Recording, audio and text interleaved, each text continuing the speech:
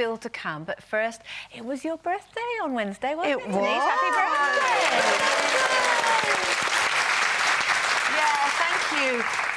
Yeah, 55. Oh, yeah. I can't believe How it. did that happen? Oh, my God. I don't know how it happened. 2 minutes ago you were Ridiculous. 50. Yeah, I was 54 2 minutes ago, yeah, but it was, yeah, it was an interesting... Well, the thing is, you all know, my mum died on my birthday last year, and...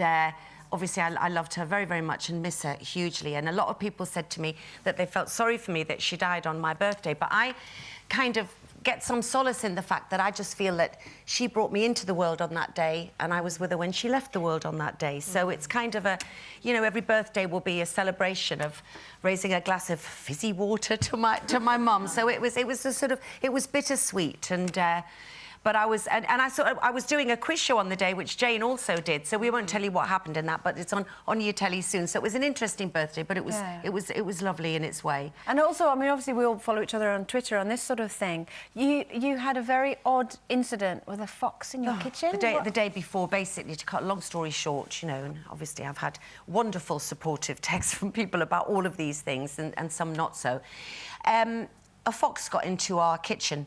And Lincoln was at home looking after Louis this day and the other day, and he didn't realise that this had happened, and he walked in and saw Pip, our boxer dog, who's as soft as muck, lying on her side with her legs outstretched, foaming at the mouth, and he didn't know what had happened. Anyway, he sort of brought her round, and there was no evidence of it at this point, and there was a foul smell. He didn't know what had happened, but he was rushing to pick up Louis. Rushed to pick up Louis, got back in the car broke down. He had to ring my friend Keely, and poor Keely said, there is nothing like a calm man in a crisis, and Lincoln was nothing like a calm man in a crisis, I have to say, bless him. Anyway, they got back, obviously he'd shut the door, and Louis looked through the window and burst into tears because he saw the fox in the kitchen.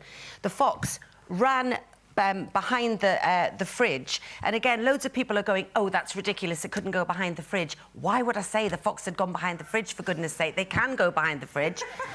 And it did, so we don't know what had gone on. There'd obviously been some, you know, obviously fox and a dog trapped in a house together, horrendous. And so that was it. He had to, you know, he had to sort of call somebody out and stuff. But it was, you know, what worried me was the fact that Pip's all right. She's been to the vet. She's fine.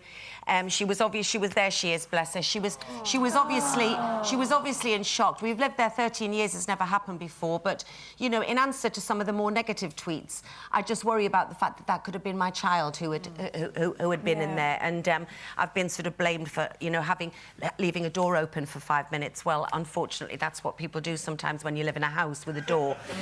But anyway, it was all dealt with. She's fine, and thank you for the lovely messages about my mum, everybody, and all about Pip. So thank you. And happy birthday. Good, and happy birthday to you.